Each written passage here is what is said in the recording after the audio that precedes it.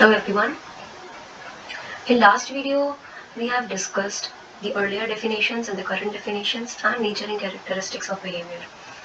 And in this class, we will discuss the historical development of psychology as well as psychology as a science.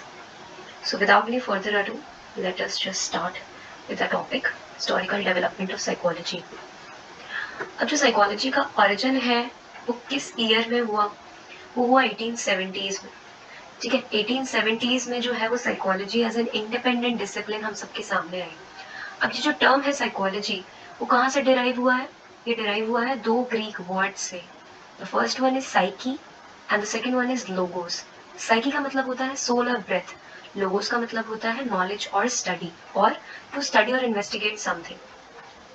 अब जरूरी नहीं है कि जो इस ग्रीक वर्ड का मतलब है दैट मीन्स कि ये जो साइकोलॉजी के अंदर हम जो कुछ भी पढ़ेंगे वो इससे ही रिलेटेड होगा. कल की क्लास में हमने देखा था कि सोल की जो डेफिनेशन एंशिएंट फिलोसोफर्स ने दी थी वो कैसे बहुत ज़्यादा क्रिटिसाइज हुई और उसको कैसे रिजेक्ट कर दिया गया. सो साइकी और लोगोस का मीनिंग जो है वो साइकोलॉजी की स्टडी से बहुत डिफरेंट है. ओके, लोगोस जो है वो वहाँ तक तो ठीक है, नॉलेज और स्टडी, बट साइकी जो है सोल, जो वो कहती है कि psyche means soul, but actually में जो सब्जेक्ट मैटर है साइकोलॉजी का वो सोल नहीं है, माइंड एंड बिहेवियर है. Okay, the word psychology was not in common use before the 19th century, and the field of psychology did not actually become an independent science until the middle of the 19th century. ठीक है, जो psychology जो word था, psychology जो field थी वो इतनी ज़्यादा कॉमन नहीं थी 19th सेंचुरी से पहले, बट जब मिड 19th सेंचुरी आई तो इसके बारे में एक्चुअली लोग बात करने लगे और उसको एज एन इंडिपेंडेंट साइंस वो हमारे सामने आई. अब वो सामने तो आई हमारे, बट किसके थ्रू आई? या जो साइकोलॉजी एक इंडिपेंडेंट एकेडमिक डिसिप्लिन बना या इसका एक डिफरेंट स्कोप हुआ, इसकी एक डिफरेंट फील्ड बनी 1879 में, वो किसके थ्रू हुई? This happens because of the German professor Wilhelm wound. Okay, तो ये कब हुआ? 1879 में. सो मार्क दिस ईयर, 1879 में जो है साइकोलॉजी जो है वो as an independent state, independent academic discipline की तरह एमर्ज हुआ. और ये किसने किया? ये किया विल्हेम वुंड ने. मैंने कल भी बताया था कि विल्हेम वुंड जो है वो क्या है? मॉडर्न साइंटिफिक साइकोलॉजी के फादर है या फाउंडर है. ठीक है, ये कौन थे? जर्मन प्रोफेसर थे. वैसे तो ये मेडिकल डॉक्टर थे बाय प्रोफेशन और एक ट्रेन्ड फिजियोलॉजिस्ट भी थे. ओके, तो इन्होंने क्या किया, क्योंकि ये मेडिकल डॉक्टर थे, ठीक है, और ये प्रोफेसर भी थे, तो क्या करते थे, ये रिसर्च वर्क में काफी रहते थे. ठीक है, तो ये फिजियोलॉजी तो पढ़ ही रहे थे, तो उन्होंने सोचा कि हम ब्रेन को क्यों ना पढ़े, है ना, या माइंड है जो उसको क्यों ना पढ़े, या बिहेवियर जो है उसको क्यों ना स्टडी किया जाए. ठीक है, उसको साइंटिफिकली कैसे हम लोग उसको सामने लेके आए, उसके ऊपर साइंटिफिक स्टडीज कैसे करें. तो इस पर्पज के लिए उन्होंने क्या किया, एक लेबोरेटरी जो है साइंटिफिक रिसर्चेस के लिए लेबोरेटरी, एक 4 कमरों की लेबोरेटरी इन्होंने स्टैब्लिश करी थी. ठीक है, कहाँ पर की थी? लिप्सिक यूनिवर्सिटी में, जो कि कहाँ पर है? जर्मनी में.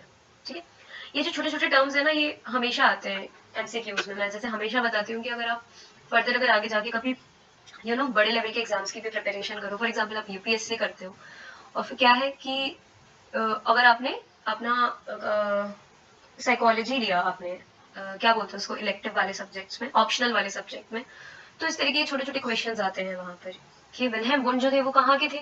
जर्मनी के थे. वो जर्मन प्रोफेसर थे एक. ठीक है, और उन्होंने किस यूनिवर्सिटी में फर्स्ट साइकोलॉजी की लेबोरेटरी जो है वो स्टैब्लिश करी थी? तो कहाँ पर करी थी? यूनिवर्सिटी ऑफ लिप्सिक में. कहाँ पर? जर्मनी में. ओके, फिर अकॉर्डिंग टू बॉल्स जो थे 1993 में, उन्होंने बताया कि Wundt was the medical doctor by training, and early in his career he was fortunate to work with some of the great physiologists of the 19th century. तो वो क्या थे? मेडिकल डॉक्टर बाय प्रोफेशन थे और वो एक physiologist भी थे. अब उनका जो ग्रुप था उनको एक अपॉर्चुनिटी मिली to work with some great physiologist of 19th century. तो उन्होंने क्या किया कि इन सब के साथ मिलके उन्होंने सोचा कि हम लोग ना माइंड एंड बिहेवियर की साइंटिफिक स्टडी करते हैं, और यही माइंड और बिहेवियर का जो सब्जेक्ट मैटर है वो साइकोलॉजी के अंदर आना चाहिए. तो ये जो psychology as an independent academic discipline आज हमारे सामने है, किसी चीज का पार्ट नहीं है. साइकोलॉजी जो है वो एक अलग फील्ड है, किसी का पार्ट नहीं है. तो ये किसकी हेल्प, किसके थ्रू हुआ? विल्हेम वुंड के through. Okay, the intellectual roots of psychology lie at the union of philosophy and physiology. अब ये जो साइकोलॉजी है इसको माना जाता है फिलोसफी और फिजियोलॉजी की ऑफस्प्रिंग, ठीक है। ऑफस्प्रिंग का मतलब क्या है कि फिलोसफी और फिजियोलॉजी को मिला के अगर कुछ बना है ना तो वो है साइकोलॉजी, क्योंकि साइकोलॉजी में क्या है, हम फिलोसफिकल एस्पेक्ट्स भी देखते हैं चीजों के, ठीक है, या मान लो बिहेवियर की फिलोसफिकल एस्पेक्ट्स भी देखते हैं और फिजियोलॉजिकल भी देखते हैं, ठीक है। फिजियोलॉजी क्या है, बायोलॉजी में क्या क्या आता है, एनाटॉमी एंड फिजियोलॉजी। एनाटॉमी क्या होता है, स्ट्रक्चर की स्टडी होती है, ठीक है। और फिजियोलॉजी क्या है, जो भी हमारे ऑर्गन्स हैं या जो कुछ भी है उसकी फंक्शनिंग, उसकी जो फंक्शंस है उसकी स्टडी होती है। तो फिलोसफी और फिजियोलॉजी को मिला के क्या बना हमारा psychology, okay. Wundt is traditionally recognize. अब ये हुआ क्यों, हाँ ये भी एक बात मेंशन करना यहाँ पे जरूरी है, फिलोसफी और फिजियोलॉजी का क्यों कैसे बना, क्योंकि विल्हेम वुंड जो थे वो साइकोलॉजी को अलग से एक फील्ड की तरह उन्होंने एमर्ज किया, और जो विल्हेम वुंड थे वो फिलोसोफर भी थे और एक ट्रेंड फिजियोलॉजिस्ट भी थे, इसीलिए उनका साइकोलॉजी में बहुत कंट्रीब्यूशन है, और इसी की वजह से जो साइकोलॉजी है उसको फिलोसफी और फिजियोलॉजी की ऑफस्प्रिंग माना जाता है, okay. Wundt is traditionally recognized as the founder or father of modern psychology. As I told earlier कि modern psychology के father कौन है, Wilhelm Wundt. The year of 1879 is seen as a remarkable year when psychology finally emerged as a unique field. ठीक है, 1879 में जो है वो psychology क्या है, emerged हुई as an independent discipline. Prior to Wundt, it was not possible to major in psychology because there were no official psychologists or psychology departments. One started studying the structure of mind, which referred the immediate conscious experience, the content of processes of subjective experiences such as sensation, thoughts, feelings, emotions. ठीक है, अब क्या हुआ कि जब independent field ही नहीं थी psychology, तो उसके प्रोफेसर्स या साइकोलॉजिस्ट ये सब कहाँ से आ जाएंगे, ठीक है। तो उन्होंने क्या बोला कि पॉसिबल नहीं था उस टाइम में साइकोलॉजी में एक्सेल करना या उसके बारे में और ज्यादा पता करना थ्रू वेरियस रिसोर्सेज, क्योंकि रिसोर्सेज प्रेजेंट ही नहीं थे, क्योंकि साइकोलॉजी जब अलग से फील्ड ही नहीं आई थी तो उसको एक्सेल करने वाले लोग बहुत कम थे, है ना। तो उन्होंने क्या किया, 4 कमरों की, जैसे as I told earlier, he established 4 room laboratory university of Leipzig में। तो वहां पर उन्होंने क्या किया, साइंटिफिक स्टडीज करी, ठीक है, जहां पर उन्होंने माइंड के स्ट्रक्चर को पढ़ा, ठीक है। उनको क्या करना था, ये wanted to unravel the structure of mind, मतलब उनको पता करना था कि ये जो माइंड का जो स्ट्रक्चर है वो कैसे वर्क करता है, और क्या ऐसे फैक्टर्स हैं जो हमारा माइंड को डेवलप करते हैं, तो ये सारी चीजें।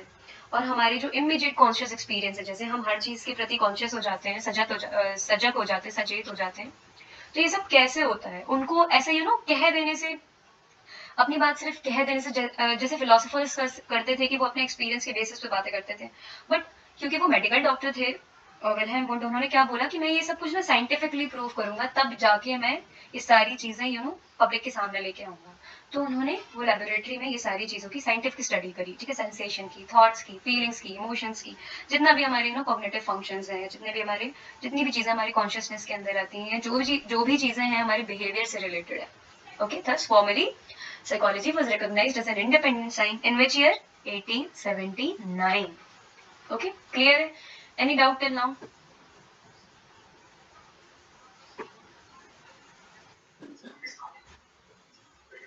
यूनिवर्सिटी ऑफ लिप्सिक में, जर्मनी में, वहीं पर प्रोफेसर थे वो।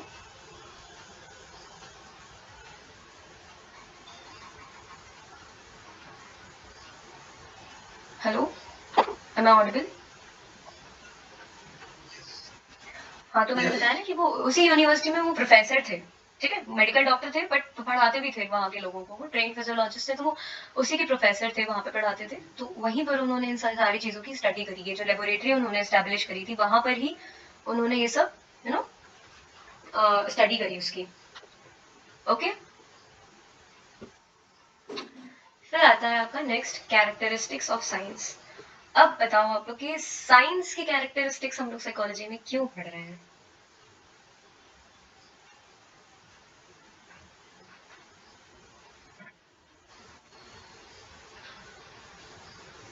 एनीवन? साइकोलॉजी साइंस से रिलेटेड नहीं है, साइकोलॉजी साइंस ही है, बिहेवियरल साइंस है, okay.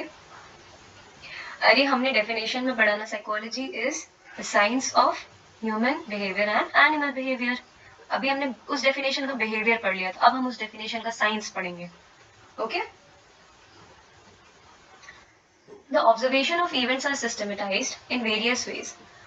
but mainly by classifying and establishing general principles and laws to describe and predict new events as accurately as possible. Psychology studies behavior in the same way as the other science study the subject matter and therefore shares a number of features with them.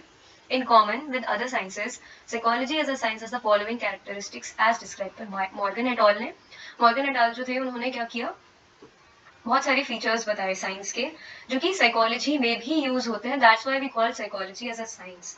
ठीक है, जैसे कि psychology science जो है वो क्या है, एक सिस्टमेटाइज्ड बॉडी ऑफ नॉलेज है ना.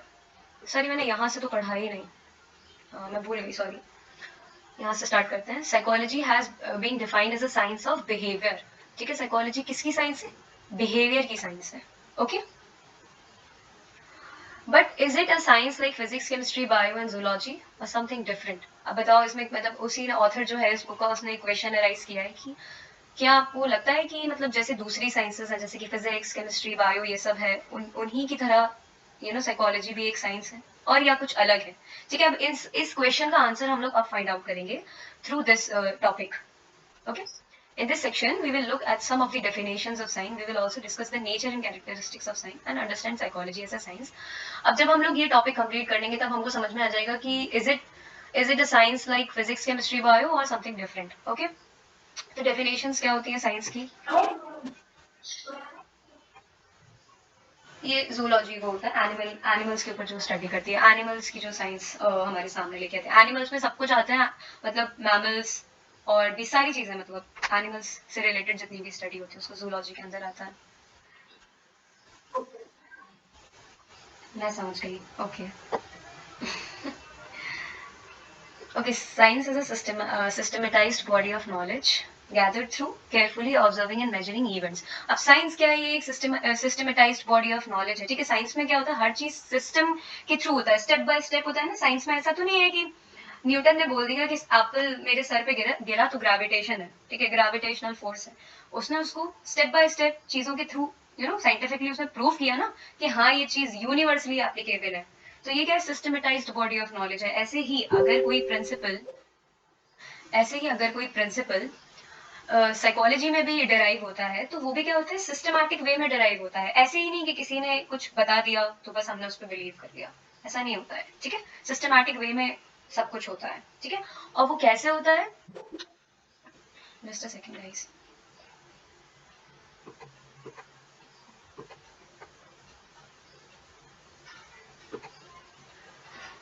सो किदार, यू आर लेट. आपको जब पता है कि 7 PM पे क्लास स्टार्ट हो जाती है, then why you are late.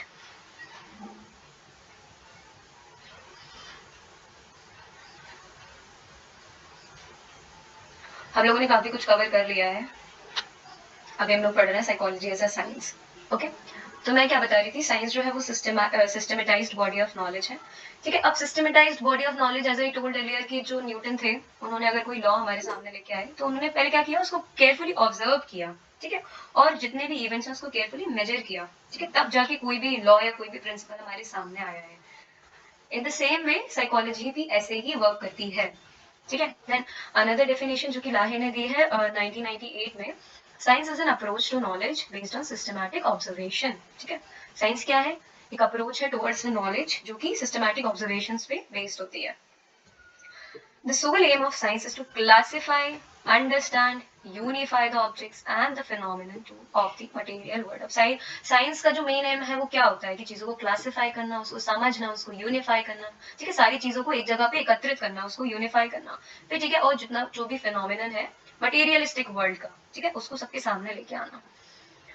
By using a combination of accurate observation and experimentation, logic and intuition, scientists seek to understand the rules that govern all levels of natural universe. अगर कोई law अगर आ रहा है वो तो क्या होता है, यूनिवर्सली एप्लीकेबल होता है. तो साइंटिस्ट क्या करते हैं कि पहले वो खुद समझते हैं चीजों को. ठीक है, जितने भी साइंस के जितने भी रूल्स हैं या प्रिंसिपल्स हैं उसके थ्रू अगर कोई साइंटिफिक रिसर्च हो रही है तो वो एक रूल्स को फॉलो करती है. ठीक है, फिर क्या होता है, जब वो उन चीजों को खुद समझ लेते हैं तभी जाके वो पूरी दुनिया के सामने लेके आते हैं. ओके, जो कि हर पूरे यूनिवर्सली हर जगह पे एप्लीकेबल होती है. ठीक है, फिर अब हम लोग देखते हैं कैरेक्टरिस्टिक्स ऑफ साइंस. जैसा मैंने ये पैरा पहले ऑलरेडी रीड कर दिया था, तो इसमें भी वही सेम चीज है कि but mainly by classifying and establishing general principles and laws to describe and predict new events as accurately as possible. Psychology study behavior in the same ways as the other sciences study the subject matter, therefore shares a number of features with them.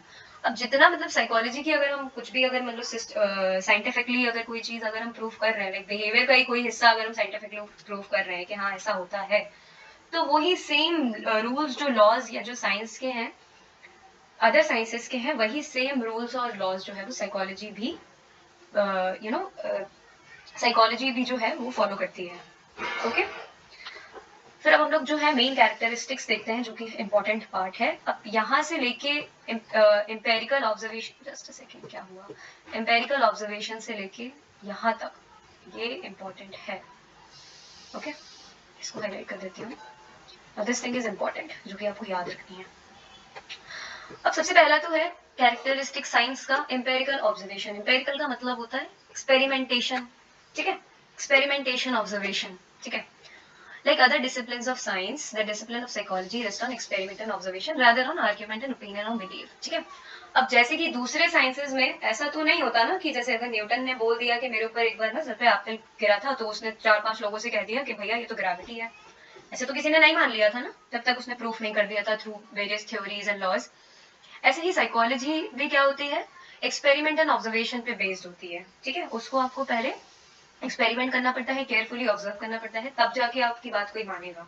ठीक है, तो जब masters में आते हैं हम लोग तब हमको बहुत सारे एक्सपेरिमेंट्स मिलते हैं. ठीक है, अब अगर आप कॉपी पेस्ट अगर चल रहा है तो then it's okay, but mainly जो थ्योरीज अगर डेराइव हो रही है या जो भी हाइपोथेटिकली अगर कोई थ्योरी भी डेराइव हो रही है तो वो भी एक्सपेरिमेंट के ऊपर बेस्ड होती है.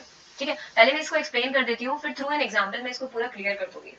ओके तो क्या बोला इन्होंने कि आर्ग्यूमेंट पे, या सोचो दो लोग किसी बात पे डिस्कस कर रहे हैं या आर्ग्यूमेंट कर रहे हैं कि नहीं ये एक रीजन है, ये इस चीज का कॉज है, तब जाके ये इफेक्ट आ रहा है. ठीक है, मैं और आप आर्ग्यूमेंट कर रहे हैं तो इसके बेसिस पे कुछ साइकोलॉजी का कोई लॉ डेराइव, सॉरी साइकोलॉजी का कोई प्रिंसिपल नहीं आ जाएगा. ओके किसी के मेरा ओपिनियन के या मेरे बिलीव के या मैं जो सोचती हूँ मेरे थॉट्स के अकॉर्डिंग ये काम नहीं करेगा अनटिल एंड अनलेस मैं उसके ऊपर कोई एक्सपेरिमेंटेशन नहीं करूंगी और केयरफुली उस चीज को ऑब्जर्व नहीं करूंगी.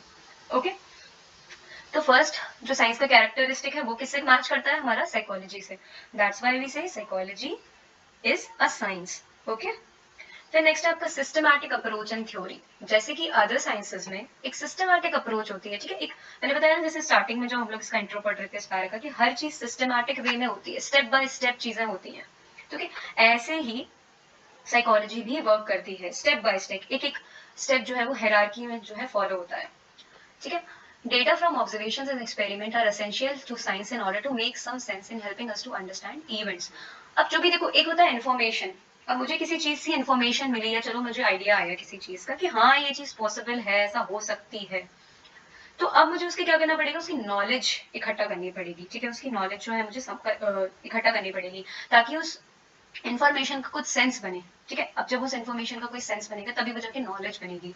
ओके अब ये सारी नॉलेज जो है वो आगे के फर्दर इवेंट्स में अंडरस्टैंड करने के काम में आएगी. Okay the scientist tries to find a limited number of principles which will summarize the data economically. Like other scientific theory, psychology also follows a systematic procedure of observation, data collection, analysis and interpretation.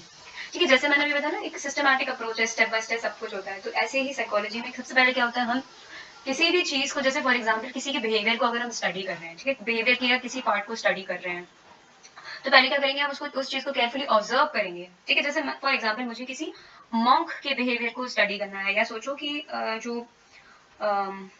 जो कुंभ मेला होता है वहां पर जो monk होते हैं, monk ही होते हैं ना वहां पर, उनको क्या बोलते, साधु, संत साधु, उनके बिहेवियर को मान लो मुझे स्टडी करना है. तो पहले मैं क्या करूंगी, पहले तो मैं क्या करूंगी, ऑब्जर्व करूंगी उनको. मैं उनके साथ 2 दिन देके, 4 दिन देके, 5 दिन देके, मैं पूरा अगर मैं उनके ऊपर रिसर्च कर रही हूँ उनके बिहेवियर पे, तो मैं क्या करूंगी, उनके बिहेवियर को पहले ऑब्जर्व करूंगी, फिर उसके बेसिस पे मैं अपनी एक डायरी लेके जाऊंगी, वो डेटा कलेक्ट करती जाऊंगी, जो जो मुझे चीजें मिल रही हैं वहां पर मैं वो सब कुछ लिख लूंगी. वो क्या बन जाएगा, मेरा डेटा बन जाएगा. ठीक है, वो मेरा डेटा बन गया. फिर उस डेटा को जब मैं ऑब्जर्व करके मुझे डेटा मिल गया, फिर उस डेटा को मैं क्या करूंगी, एनालाइज करूंगी. ठीक है, फिर उस डेटा को जब मैं एनालाइज करूंगी उसके बेसिस पे मैं फिर कुछ इंटरप्रिटेशन दूंगी, फिर जाके मैं किसी कंक्लूजन पे आऊंगी कि हाँ ये है, ऐसा उनका बिहेवियर होता है और ये उनको दूसरों से हट के बनाता है. ओके तो उस बिहेवियर का कॉज एंड इफेक्ट क्या है, ये सब कैसे समझ में आया, क्योंकि मैंने एक सिस्टमैटिक अप्रोच को फॉलो किया. मुझे कोई मैसेज कर रहा है क्या मीटिंग में?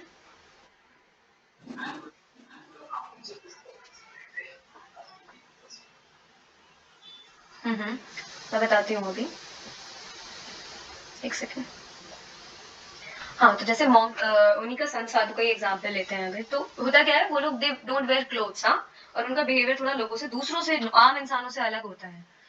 तो मैं देखूंगी कि वो पूरे दिन उनका जो रूटीन है उनका पूरे दिन का, या जो उनका जो दिनचर्या है, मैं उसको देखूंगी कि वो लोग कर क्या रहे हैं एग्जैक्टली, और क्यों कर रहे हैं, और अगर कर भी रहे हैं तो उनके माइंड में इस टाइम क्या चल रहा है। या तो मैं उनसे डायरेक्ट क्वेश्चन करूंगी, ठीक है, या तो मैं फिर सामने से देख के ही उनको ऑब्जर्व करने की कोशिश करूंगी कि ठीक है, अगर ये काम ये कर रहे हैं तो ये क्यों कर रहे हैं, इनके माइंड में इस टाइम क्या चल रहा है। ओके, तो ये होता है पूरा ऑब्जर्वेशन का प्रोसेस। अब ये ऑब्जर्वेशन कैसे होती है, ये आई गेस आपका स्टार्ट्स वाले उसमें है, स्टैट्स जब आप पढ़ोगे तो उसमें ऑब्जर्वेशन वाला जो ये जो वर्ड है ना, इतना क्लियर हो जाएगा वहां से, इतना क्लियर हो जाएगा कि लाइफ में कभी भी एक्सपेरिमेंट अगर करोगे ना, तो ऑब्जर्वेशन क्या है, कैसे होती है, वो सब क्लियर हो जाएगा। ऑब्जर्वेशन के बहुत सारे टाइप्स हैं, ठीक है, वो सब स्टैट्स में क्लियर होगा। अभी पर नाउ अभी इतना समझने की कोशिश करो कि ऑब्जर्वेशन मतलब, ये तो अभी हम लोग तो साइंस के कैरेक्टरिस्टिक्स पढ़ रहे हैं, उन्होंने क्या बोला कि सिस्टमैटिक अप्रोच है। ऑब्जर्वेशन एग्जैक्टली अगर पढ़ना है तो वो स्टैट्स में आएगा। Okay, understood? Any other question?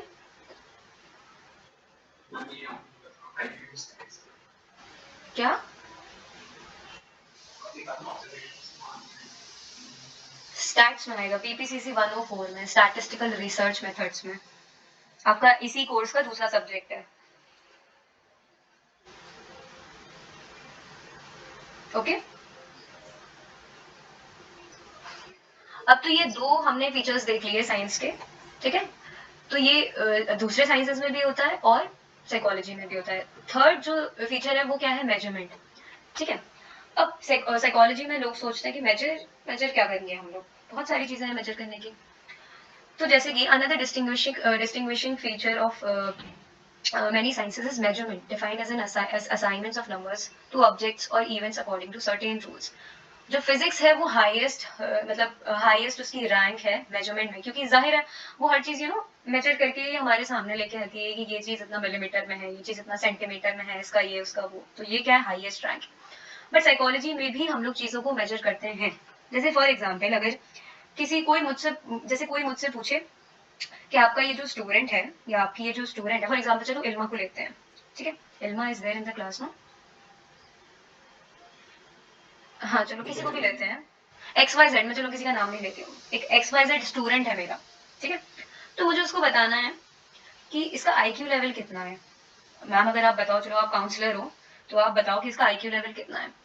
तो मैं अगर बोलूँ कि हाँ ठीक है, थोड़ा है, मीडियम है, ज्यादा है, तो ऐसे तो चीजें वर्क नहीं करती हैं। साइकोलॉजी को अगर साइंस का डिसिप्लिन अगर बोला गया है, तो वो क्यों बोला गया है, इसमें अगर मेजरमेंट का भी अगर हम लोग पढ़ रहे हैं, मेजरमेंट जो फीचर है अगर वो पढ़ रहे हैं, तो क्यों पढ़ रहे हैं, इसीलिए क्योंकि अगर अगर कोई साइकोलॉजिस्ट है या कोई भी साइंटिस्ट है, वो कैसे साइकोलॉजिकल जो चीजें हैं उसको कैसे मेजर करेगा, वो बताएगा कि चलो एक्स वाई जेड का जो आईक्यू है उसको मैं 1 to 10 की स्केल पे रेट करती हूँ, इसका जो आईक्यू है वो 8.5 है, तब जाके मुझे कुछ क्लियरिटी आएगी, चलो ठीक है। फॉर एग्जाम्पल अगर मैं रिसर्च कर रही हूँ कि ये जो एम्पथी जो होते हैं ना, एम्पथी का एक जो ट्रेट होता है वो फीमेल्स में ज्यादा है और मेल्स में कम है, ठीक है, मैंने एक हाइपोथेटिकल ये मैंने एक स्टेटमेंट दे दिया, ठीक है, अब मुझे उसको प्रूफ करना है, अब मुझे उसको मेजर भी तो करना पड़ेगा, ठीक है, मैंने क्या किया, ऑब्जर्वेशन कर ली, डेटा कलेक्ट कर लिया, ठीक है, अब मेरा काम आया उसको मेजर करना, ठीक है, तो मैं क्या करूंगी, 10 लोगों को उठाऊंगी, 10 फीमेल्स को उठाऊंगी, 10 मेल्स को उठाऊंगी, ठीक है, मैं उन फीमेल्स से कुछ क्वेश्चन करूंगी एंड मेल से कुछ क्वेश्चन करूंगी, ठीक है। अब मेल्स के जितने भी लाइक फीमेल का जितना भी स्केल है 1 to 10 के स्केल पे जिसके हाईएस्ट मार्क्स आएंगे, लाइक सोचो मानो कि फीमेल्स जो है उनका सबका 8 के अबव आंसर आ रहा है, ठीक है, और मेल्स जो है उनका सबका 7 के अबव आंसर आ रहा है, तो मेरा जो हाइपोथेटिकल स्टेटमेंट था वो ट्रू हो जाएगा, ठीक है, वो क्या हो जाएगा, मेरा जो अभी तक तो नल हाइपोथेसिस था वो क्या आ जाएगा, ऑल्टरनेट हाइपोथेसिस में चला जाएगा, कि हाँ this is the true statement, कि हाँ चलो ठीक है, इन्होंने बिल्कुल सही स्टेटमेंट दिया था कि हाँ जो फीमेल्स जो होती हैं उनके अंदर जो एम्पैथी का ट्रेट है वो ज्यादा है इन कंपैरिजन टू मेल्स, ठीक है। तो इसीलिए हम लोग मेजरमेंट का फीचर जो है वो यहाँ पर साइकोलॉजी में ऐसे यूज करते हैं। आई होप यहाँ से क्लियर हो गया होगा, इतना तो बुक में नहीं लिखा है, जितना मैं खुद से एक्सप्लेन करने की कोशिश करती हूँ ताकि लाइफ लॉन्ग याद रहे।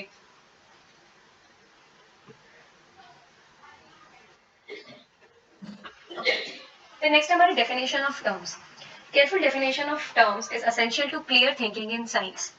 ठीक है। अब जितना भी हम लोगों ने अगर मान लो टर्म्स जो भी अगर लेके आए, जैसे मान लो बिहेवियर है, बिहेवियर कोई डिसऑर्डर अगर मैं लेके आई, ठीक है, तो मुझे उसका क्या करना पड़ेगा, उसको डिफाइन करना पड़ेगा एक प्रॉपर वे में। ठीक है, अगर मैं किसी भी मेंटल डिसऑर्डर के बारे में अगर मैं बता रही हूँ या किसी बिहेवियर की किसी डिसऑर्डर के बारे में अगर मैंने रिसर्च करी है, तो मैं उसको क्या करूंगी कि उसे उसकी एक प्रॉपर डेफिनेशन दूंगी, उसको डिफाइन करूंगी एक प्रॉपर वे में, ताकि उसकी क्लियर अंडरस्टैंडिंग आए लोगों को। ओके, ऐसे ही साइंस करती है, दूसरे साइंसेस भी ये कहते हैं, यही करती है। अगर न्यूटन ने कोई लॉ अगर दिया है, ठीक है, तो उसकी डेफिनेशन उसने दी है जिसके थ्रू हमको सब समझ में आ जाता है कि इसका लॉ क्या कहता है। ठीक है, जो लॉ ये आया है ग्रेविटेशनल फोर्स का जो लॉ है, वो क्या कहता क्या है, उसको उसने क्या किया केयरफुली और केयरफुल वे में उसने क्या किया, उसको डिफाइन किया। The procedure in psychology is to define concept by relating them to observable behaviour. जितने भी साइकोलॉजी का जो भी प्रोसीजर है वो क्या करता है, इन्हीं सारे कॉन्सेप्ट्स को डिफाइन करता है ऑब्जर्वेबल बिहेवियर को रिलेट करके। ठीक है, जितना भी बिहेवियर है उन सबको रिलेट करके सारी चीजों को डिफाइन करा जाएगा। जैसे कि अगर किसी भी बिहेवियर के बारे में अगर मैं बता रही हूँ तो वो पूरा ओवरऑल बिहेवियर से रिलेट करेगा, जितना भी बिहेवियर ऑब्जर्व हो रहा है। ठीक है, तो उसको क्या कहते हैं, ऑब्जर्वेशनल बिहेवियर। कि मतलब ये जो कॉन्सेप्ट अगर मैं लेके आई हूँ, ठीक है, तो वो क्या है, हर चीज से रिलेट करेगा। ठीक है, ऐसा नहीं कि सिर्फ इतनी सी बात, मतलब मैंने अपनी बात तो कह दी पर वो चीजों से रिलेट ही नहीं कर रही, तो फिर उस बात के कहने का मतलब ही क्या है ना। So this is the thing. When we define a concept operationally, we define it in terms of measurable, observable observations. For example, the concept of length, height in physics and concepts like intelligence, motivations, personality in psychology are defined in terms of observable observation operations, which can be performed to measure them. However, psychology cannot measure many behaviors such as bravery, friendship, love, beauty, etc. as these cannot be defined operationally. अब operationally में क्या हो रहा है कि मैं उन चीजों को क्वांटिफाई कर पाऊँ, ठीक है, या तो मैं उन चीजों को मेजर कर पाऊँ। ठीक है, जैसे कि ये जो हाइट है, लेंथ है, तो ये सब क्या है, फिजिक्स के अंदर इन चीजों को हम मेजर कर सकते हैं ना। ऐसे ही साइकोलॉजी में हम इंटेलिजेंस को, मोटिवेशन को, पर्सनालिटी को, इन सबको भी हम मेजर कर सकते हैं। ओके, तो ये क्या है, उसकी एक ऑपरेशनल डेफिनेशन बताती है। ओके, बट साइकोलॉजी में कुछ ऐसे भी बिहेवियर्स हैं जो कि क्वालिटेटिव इन नेचर है। ठीक है, वो क्वालिटीज ऐसी हैं जिसको हम मेजर नहीं कर सकते हैं। जैसे कि कौन कितना ब्रेव है, किसकी फ्रेंडशिप किससे ज्यादा है, इसको हम नंबर्स में तो नहीं प्रेजेंट कर सकते ना कि हाँ चलो मेरी बेस्ट फ्रेंड है, मेरी उसको 1 to 10 के स्केल पे रेट करो कि मैं उससे कितनी ज्यादा मेरी फ्रेंडशिप है, तो ऐसे तो नहीं बता सकते ना हम लोग। तो ये जो क्वालिटेटिव जो नेचर की जो चीजें होती हैं, या जो क्वालिटेटिव नेचर का जो बिहेवियर है, वो हम लोग साइकोलॉजी में मेजर नहीं करते हैं। Okay, The above characteristics are common to all science including psychology. अभी जितना भी हमने characteristics पढ़े, ये सब क्या है, other sciences में भी यूज होते हैं और psychology में भी यूज होते हैं। However, psychology is a different type of science, behavioral science. जैसा मैंने पहले ही बता दिया था कि psychology जो क्या है, वो behavioral science है। Okay? In physics or chemistry, researchers investigate processes and events which remain stable and constant to large extent. अब अगर जैसे दूसरे साइंसेज है, लाइक फिजिक्स है, केमिस्ट्री है, ओके, तो उसके जो लॉज या प्रिंसिपल बन रहे हैं तो ना वो तो यूनिवर्सली एप्लीकेबल होंगे और सदा बाहर चलने वाली चीजें हैं, वो स्टेबल ही रहेंगे, चाहे आज से 10 साल बाद क्यों ना हो जाए। जैसे मैं एक ही एग्जांपल लेके चल रही हूँ ताकि आप लोगों को कंफ्यूजन ना हो। लाइक ग्रेविटी का अगर कोई लॉ अगर आया है, ग्रेविटेशनल फोर्स अगर हमको पता चला है, तो वो 50 साल पहले ही क्यों ना आया हो, वो आज भी वही सेम चीज है। ठीक है, वो स्टेबल है आज तक और कांस्टेंट है, वो कांस्टेंट ही है, वो है ना, वो चेंज नहीं हुआ है। ओके, बट जो साइकोलॉजी है, बट साइकोलॉजी क्या है, बिहेवियर की स्टडी करिए, तो बिहेवियर जो होता है वो स्टेबल नहीं होता है, बहुत कॉम्प्लेक्स है। ऐसा नहीं है कि अगर मैंने बिहेवियर की कोई स्टडी अगर मैंने करी है या किसी बिहेवियर की कोई बात अगर किसी को बताई है तो वो हर किसी के ऊपर लागू हो जाएगी। This is not possible. अब इसमें से एक चीज मैं हटके बताती हूँ जो यहाँ इस स्टडी मटेरियल में प्रेजेंट नहीं है, वो ये है कि चलो नॉन वेस्टर्न कंट्रीज के जो साइकोलॉजिस्ट थे या जो थिंकर्स थे, उन्होंने कोई बिहेवियर को लेके कोई बात कही, ठीक है, या बिहेवियर का कोई वो लॉ लेके आए, लॉ तो नहीं आता है ऑब्वियसली, प्रिंसिपल लेके आए, तो वो क्या है कि वहां का ट्रेडिशन कुछ और है, नॉन वेस्टर्न कंट्रीज का क्या है, ट्रेडिशन कुछ और है, तो वो जो सॉरी वेस्टर्न कंट्रीज का ट्रेडिशन कुछ और है, तो वो नॉन वेस्टर्न कंट्रीज पे एप्लीकेबल नहीं होगा। लाइक अगर अमेरिकन साइकोलॉजिस्ट ने कुछ कह दिया, ठीक है, बिहेवियर के बारे में, तो वो जरूरी नहीं है कि हर इंडियन बंदे पे लागू होता हो, क्योंकि हमारा बिहेवियर उनसे बहुत अलग है। ओके, तो यही इस बात का कहना है कि जरूरी नहीं है कि जो चीज यहाँ पे कही गई है वो हर जगह एप्लीकेबल हो, क्योंकि बिहेवियर जो बहुत कॉम्प्लेक्स है और वो कंट्रोलेबल नहीं है, हम उसको कंट्रोल नहीं कर सकते हैं। ओके, वो बहुत ज्यादा अनप्रेडिक्टेबल है। Okay. On the other hand जो फिजिक्स और केमिस्ट्री है उनके जो लॉज हैं वो स्टेबल रहते हैं, और जो साइकोलॉजी जो स्टडी करती है उसके जो प्रिंसिपल्स हैं वो स्टेबल नहीं होते हैं, वो अनस्टेबल होते हैं। Okay. Whereas other sciences investigate things around and psychology studies man himself. This is the best line of this topic. कि जो दूसरे साइंसेज हैं वो क्या करती है, ह्यूमन बीइंग, आदमी जो है, इंसान जो है, उसके आसपास जितनी चीजें हैं वो उसको इन्वेस्टिगेट करता है, वो उसकी स्टडी करता है। बट जो साइकोलॉजी है वो किसकी स्टडी करती है, हमारी। ठीक है, वो हमारी स्टडी करती है, हमारे माइंड की, हमारे बिहेवियर की। Okay. The methods used in psychological research include observation, interviews, psychological testing, laboratory experimentation and statistical analysis. अब देखो, ये जो साइकोलॉजिकल रिसर्च अगर हम कर रहे हैं तो उसके अंदर क्या क्या आता है, ऑब्जर्वेशन आती है, इंटरव्यूज आती है, साइकोलॉजिकल टेस्टिंग आती है, लेबोरेटरी एक्सपेरिमेंटेशन आते हैं, स्टैटिस्टिकल एनालिसिस आते हैं। अब ऑब्जर्वेशन क्या है, इंटरव्यूज क्या है, साइकोलॉजिकल टेस्टिंग क्या है, कैसे होती है, एक्सपेरिमेंट है अगर तो वो कैसे होता है, और उसको स्टैटिस्टिकली हम कैसे एनालाइज करेंगे, ये सब कैसे आता है, ये हमारा आएगा एक तो बीपीसीसी 103 में और आएगा हमारा बीपीसीसी 104 में। ओके। तो यहाँ सिर्फ सब कुछ इंट्रोडक्टरी टेक्स्ट बुक है हमारी, ये बीपीसीसी 101 इंट्रोडक्टरी हमारा सब्जेक्ट है, बाकी इतना इसका इन डेप्थ व्यू जो है वो हम लोग दूसरे सब्जेक्ट्स में देखेंगे। ओके।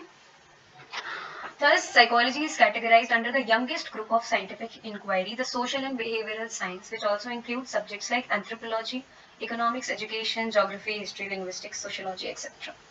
अब अभी जो हाईएस्ट साइंटिफिक इंक्वायरी के जो मतलब हाईएस्ट रैंक वाले साइंसेस थी वो क्या थी, आपका फिजिक्स, केमिस्ट्री, बायो। ओके।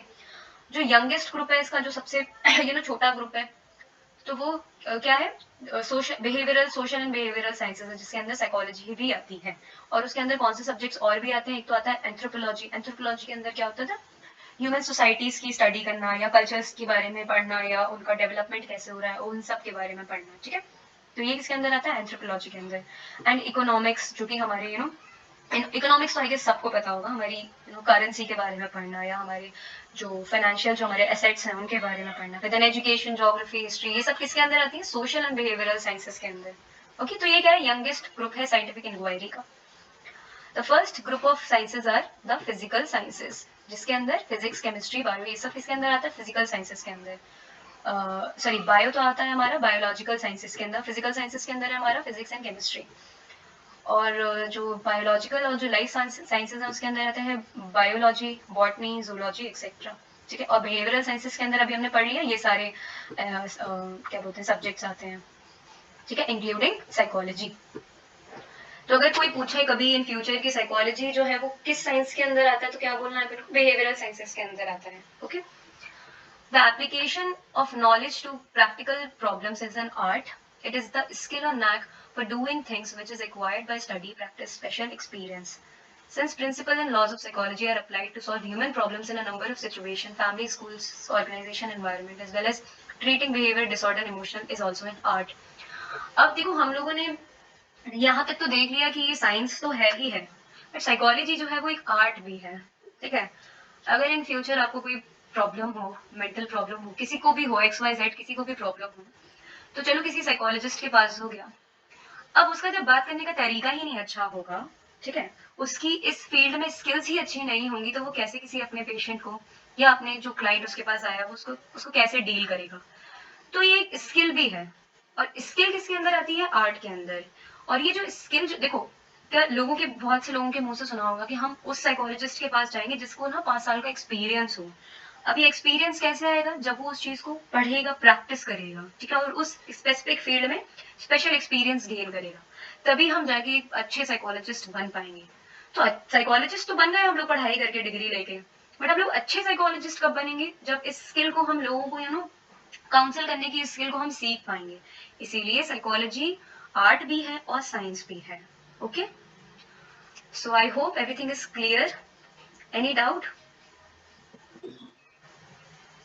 ठीक है, तो ये यूनिट हमारा कंप्लीट हो गया है।